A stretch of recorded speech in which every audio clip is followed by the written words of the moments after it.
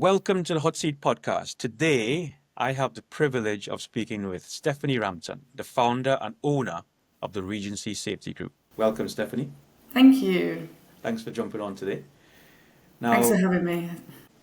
with over 2 decades of experience in fire safety and risk management, Stephanie has advocated for enhanced safety standards across residential and commercial properties. Her commitment to integrating residents' voices into safety protocols has set new benchmarks in the industry.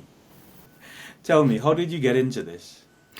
Oh, well, I kind of fell into the role actually. I worked for a housing association at the time, and I was working in on a secondment on health and safety first. And it was just by luck that after the secondment finished, they decided to bring in-house fire risk assessors.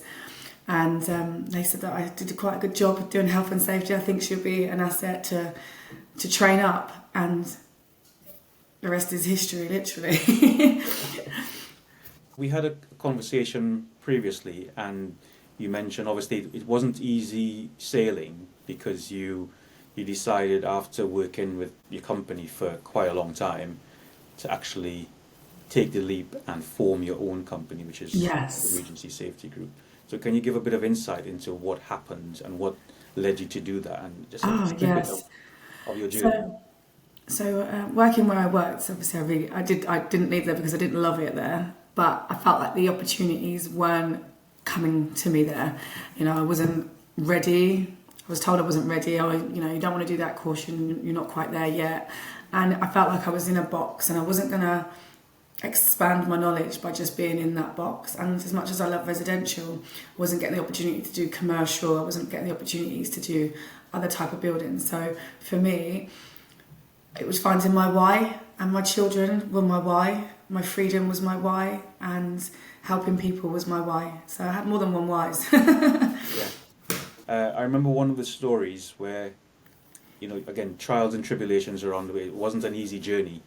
And this is something I want to extract really, because it really shows a true testament of, don't just take the easy road out, because you left a job, you had a baby not long after that, and Yeah. you were trying to get the job done as a new parent and a new business owner. Can you give us a little snippet of information about Yeah. that? Hey, talking about that excites me because I look back and think, oh my gosh, how did I do that? I gave him my notice for my job, and then like 2 weeks later I found out I was having a baby, and I was like, do I revoke that? Do I wind it back and say it's okay, I don't mean it? And I was like, no, just the universe, this is your plan, just you got to stick with it, it'll be fine. And when I had my daughter, she literally came on visits with me. She was in the car. I call her the car nanny. She was my nanny, and she used to supervise, obviously, Ocean when I would go into visits. They wouldn't just be sat in the car. They'd go for walks or whatever. But I'd come back if it was breastfeeding time. I would say to my client, I might need a break, and I'd come back. And my clients were really, really good. So they knew that I was having a baby because they've seen me throughout the pregnancy journey, and I think that's like part of the service. They know me as a person. So understanding that I might need to nip out during the assessment and come back, they was fine with that, which was really good. And for me, I was just like, I had no other option really. That was it. I've started a new business. People still need me, my clients still need me, people need to still stay safe, and I still need to look after my children. So there was no other option other than to find a solution, and that was it really. And it's true testament, I suppose, to women in general, but also women in the fire industry or construction. Yeah. It's always come across as a man's industry. Being a woman in the fire industry, what sort of challenges have you faced to get to where you are? Oh gosh, so being a woman in a male-dominated industry has been both challenging and rewarding. There have been moments where I've had to work twice as hard to be taken seriously. That there was a point where I did work for another housing provider, and I was introduced by a very well-known person in the industry as if you want to know anything basic, talk to her. If you want to know anything technical, talk to me. And that was how I was introduced on day one of my new job to a whole team member. So I had to really prove myself there to say, actually, you don't just need to come to me for anything basic. You can come to me anyway. So I felt like I had to, work twice as hard to prove my expertise in that field. But these challenges made me fueled my determination. I was like, I'm not going to let anyone sort of embarrass me and treat me like that again. So I knew that I would have to push myself to educate and learn and and really make sure I do know what I know. And what I don't know is make sure I say that what I don't know. In many instances, residents' safety concerns are overlooked. This is the core of what you do, yeah? Now, reflecting on, and it's a taboo, try not to say too much about Grenfell, but it always comes up, reflecting on the Grenfell tragedy, where residents' warnings were reportedly ignored. Yeah. What systematic issues do you think contributed to this oversight? I think it's the core issue is a lack of resident-led safety culture. There is a policy in place. It's now law under the Building Safety Act, but it's still a tick box. It's still just another policy that's not physically implemented, and they're not being heard. Historically, fire safety has been dictated to residents rather than been built with them. So they move in, and this is what you should do. There's just signs everywhere and notices everywhere, but is it when is it spoken about? When is it, like you say, built with them? This is the process. This is how it should be. I think there's a perception that compliance equals safety, but the truth is, without real engagement, compliance is just another bit of paper. And like you said, Grenfell highlighted several. I can never say the word. Sorry, I've got dyslexia. Systematic failures, so that there's a disconnect between decision makers and the residents. Concerns were raised, emails were sent, but warnings were given, but they were just ignored. And I think cost cutting, profit over safety, when safety is seen as an expense rather than a non-negotiable, lives are put at risk. And I do believe that still happens now. I think there is still a lot of work that needs to be done. I think we need a system where residents are not just informed, but actively involved, and their concerns must be addressed. And it says this by law now. Since this has happened, a lot has changed, but has enough changed to prevent it from happening again, or something like this from happening again? Yeah, so, I think communication should be proactive and not reactive, and I think that's what we still need to change. I think something happens and all of a sudden we've got a new law, new this, new that, but again, it's just so reactive to when something happens and we're not proactive. So, having more resident-led fire safety panels, create formal groups where residents can have direct input into fire safety decision makers, transparency and reporting. So if residents raise a safety issue, they should receive a clear, like we've got the golden thread, there should be a clear thread of what's being done. Just, you don't report it, get a code, and then I don't know what's happened to it. I don't know who's dealing with it. There's no sort of golden thread for them type of, resident concerns. We have it all for compliance, but we don't have it for the people that live there. Right. So again, this is why we created Regency Safety Group, because I want to push for more face-to-face engagement, fire safety workshops, door-to-door education, interactive sessions, where residents see and understand their buildings and their fire strategies. And I refer to, the police and fire brigade, they have these little hubs that they get, and it could be when new builds have built properties and they have little vacant units underneath, but why these estates are being built and these new generations are coming in, these hubs should be there, utilise that space. Fire risk assessors can be there. We're more than just let's go around with our tick box. We can have this space, and again, it could be working, like you say, in line with the LFB or whatever borough you're in, and the community police. Not to scare everyone, but we're all different, but we're all here. And I think if you have them hubs for them, why have we not got them hubs for people that live here as well for fire safety? I think it's really important to have that, more of a space. Yeah. And even if it's just a temporary space, like you say, when you're building that whole phase, because they do it in phases. There's could be like 10, 15, 20 blocks all being built, and that hub's just sat there empty when really we could be using that for resident engagement from the get-go. Is that something you can see yourself, spearheading or Absolutely. going forward? Absolutely. I recently just did a fire risk assessment for some commercial spaces for a housing association, and they're actually keeping them instead of normally they give them out to private letting agents to utilise to rent out.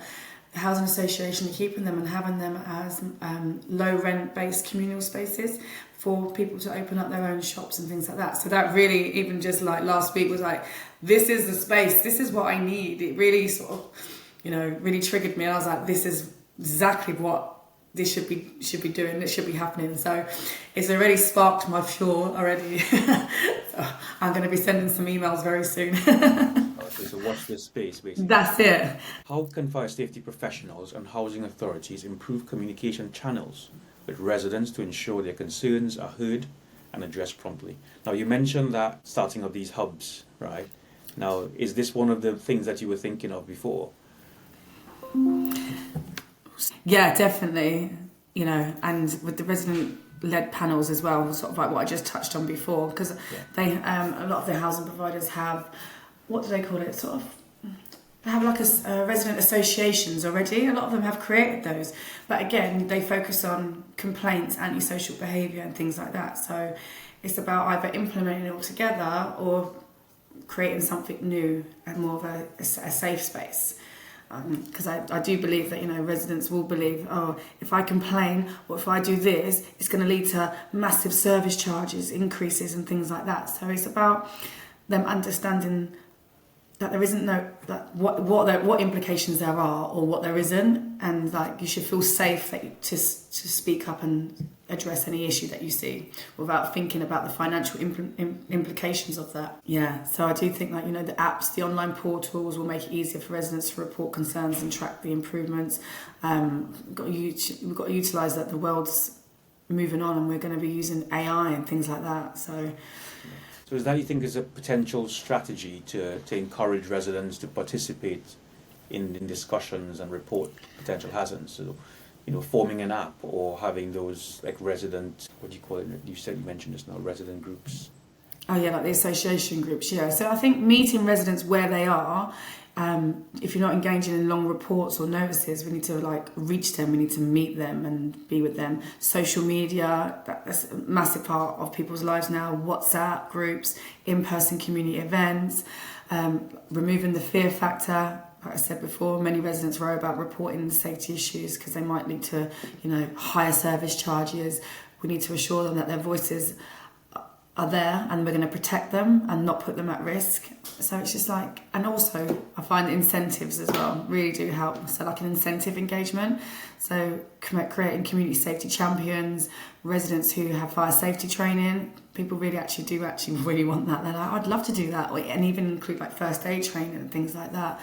It can really help bridge the gap between authorities and their neighbours. Now, this is something I think is actionable.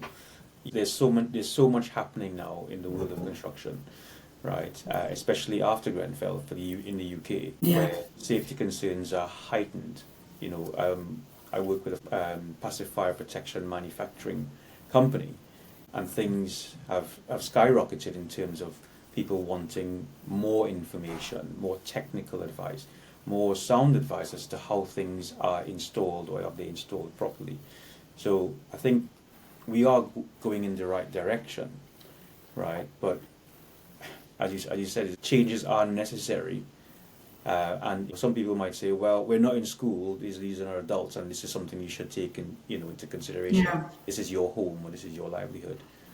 But who do we have to get involved? Who do you think we should connect with to try and initiate something like this, to make this regulation that it has to happen? Maybe it is housing association. Is there a housing association that governs, all residential properties in the UK that we can connect with? Yeah. So that is something we can discuss. Yeah. That is a really good idea actually as well. To find that person or that body and take that forward with, because you've got the policy, but actually what comes after the policy is the implementation, and there's no policy on that in such, or law on that. You've got the law on the resident engagement strategy, but actually how do you prove that you're actually implementing that strategy, apart from sending out emails or a couple of letters, And I think, as you said, if we empower the residents, give them fire safety training, let them know what to look for. You might even encourage them to take this up as an official career. You never know, you can inspire future generations of risk assessors, of fire engineers and so on. But this is where they live, so this is something that I think they'll be more attuned to. Absolutely, yeah. And I was doing some research on more AI driven technology, and there was looking at the VRs, bringing it for like you say, encouraging younger people as well. So having the VRs and real life scenarios on the VRs on the screens, and they feel like they're in that, and it's risk free. Then you're not putting them in any danger. They're not having to travel to go to some, place where they're doing samples and fires. This is all can be done in a safe space where they live, and the AI can build it so it looks like they're home, and they're doing real life scenarios through the VR, and it can. I was reading that they can check how you reacted, how long you reacted, what do you do on that, and it was just AI can either be as great as you want it or as bad as you want it. So I think in the scenarios where we're going to try and engage and empower all generations, doing something like that would be great. I think the advancement of AI. So much is possible now, and you think if someone who's not aware of how quickly, fire can spread, and what temperatures they can get to, how quickly the fire services will generally get to a building, how fire stopping products helps to prevent the passage of fire, all these things I think should be things as taught in schools. Oh, very early on. For example, I had on the weekend my son setting up his gaming system in his room, and I've gone in his room and I've said, Carter, why is there a pillow on the floor on top of the extension lead? And he's kind of ignored me. I've took it off, and I explained to him what could happen with that. I went back into his room again the next day. It's down there again, and I said, Carter, that wasn't an accident, because I initially thought he threw the pillow on the floor and it's gone on the plug socket. No, it hadn't. He'd actually got the pillow and put it on the plug socket because he didn't want to look at his wiring system. So I was like, do you know how dangerous that is? But he didn't. And he was like, why? Why, Mum? Why? I just don't want to look at my cables. So I had to sit there and explain to him, and I had to show him a video. So I had to show him how he learns, which is interactive, online. He was like, oh my gosh. But I didn't want to install fear, but I needed to install some sort of fear, because not only had I told you once, I had told you twice, and you still did it, So it starts at home. Right. I think we should get in touch with Bridget Phillipson, who is for the Secretary of State for Education, right, and ask her, can we get this, fire safety on the as part of the curriculum in schools? Because I think educating our kids from as young as possible will let them be more aware of the dangers of fire and what fire and what can happen and the risks that are involved. And I think it could help change the future of construction and in the fire industry. Definitely. I think that's a great idea. So we'll do that shout out again. Yeah. So Bridget Phillipson, we're going to be getting in touch with you. Look out for our email. Obviously, you've encountered lots of challenges, as we mentioned earlier, but what challenges have you encountered from either residents or the authorities when implementing engagement initiatives, and how did you address them? So I think a lot of the residents, like the landlords, see resident engagement as a hassle rather than a necessity. So the key was just to demonstrating and that listening reduces the risk. When they raise concerns, it gets ignored. So on the resident side of things is more what I've come across of their resistance is because they're like, there's no point talking about it. We've raised it. No one does anything about it. I haven't got time. What's the point? I think that is the main thing I've come across. and it's about highlighting, saying, you know, I'm somebody that your landlord is listening to, so I'll make sure and follow through. So it's trying to build that trust and that engagement with them, and I think we're still working on that. I think that's something that's still in play. I think as well, a lot of people may not understand, from a resident's perspective, many people may not understand what your job is, what it entails. Yeah. You know, what does a typical day on the job look like for you? Oh, mostly when I get there and I knock someone's door, because I always sample a few flats, and I like to introduce myself to residents because they see me come, they see me with keys, and then I'm opening up the doors and things like that, and I let them know who I am. They're like, "You're a woman?" That's the first one. "You're a woman? I never expected to see someone like you." And I said, "What do you mean like me?" And they're like, "A woman, young." I said, "What do they look like?" And they're like, "Old." So I said, "No, there are more of us out here now." But yeah, so it depends. If I'm doing like a residential, it's more fire risk assessment led. So I go on site and I'm not usually met by anybody. I have a key to get in, or we use the drop key to get in. So I'm not normally met anyone. So on that side of things, it can be quite lonely in a sense, because you're out on site on your own. And you go in and you're checking the communal areas and, you know, accessing voids and things like that. But I always make sure that I do knock doors, I sample them, and I let them know who we are and what I'm doing here. And then sometimes they're not really bothered. "Oh, that's all right." And then, you know, sometimes you'll get someone that I have a really good chat, that because they've watched the news or anything like that, they go, "Oh, I know who you are now, I know what you do." And you'd have that sort of engagement with them over it. But then they would say, "Oh, have you found anything?" And they ask questions. But even if I do knock their door and see something, I actually explain to them as well. So I will tell them, "Oh, your lock's wrong on your door, and I'm going to put this in my report, and I'm going to tell them why. And then I'm going to tell them what should happen. And then I'm going to say, if no one does get in touch with you, do call your local, you know, your number. But from this report, an action has been raised or will get raised, and this is why." So, and just let them understand, knowing why someone might then come back to do something to their door. Or I ask some questions: "Have someone been round to inspect your door?" And a lot of times you find that, again, they haven't had their door inspections. So this is something else that's been implemented, a new law, fire door, you know, under the Building Safety Act. And again, people might go, "Oh, I think someone's knocked," or someone put a sticker on, but they're not knowing what is happening. So, you know, again, we've got this whole new law in place, this new policy, and we're not implementing the resident-led side of it. Then you're not being told what's doing, you're just getting told someone's coming.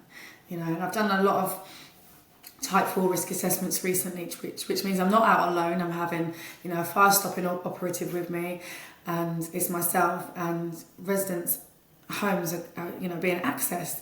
And I'm having to find that, one, I'm knocking doors, which I shouldn't be knocking the doors in that sense. This should be a process that's made with them. This is what's going to happen. They're intrusive, invasive risk assessments. They have no idea why I'm there. They're like, "Why has your builder got a drill or this and a ladder?" I'm like, "You've not been told?" And again, these residents, they might rent them off social housing, but they've maintained them. They're beautiful. They've decorated them. We are going to do something intrusive. So it's again, finding that, you know, that balance. A housing officer's called them saying, "Someone's coming around, you've got to let them in."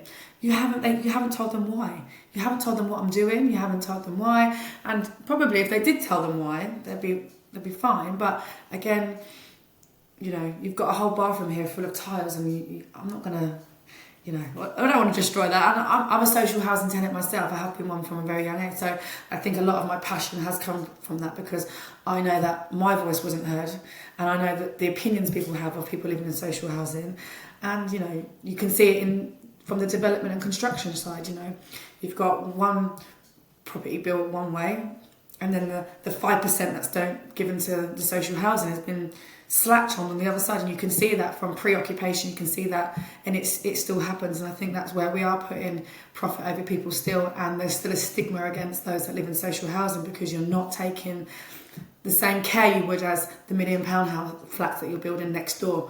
So I do think, again, there's a lot of education around that. Why are we treated so differently to those that are getting built at the same time. You're using the same contractors. Why is that there? Like, you start great at the top and then at the bottom you just, that's fine, we just leave it.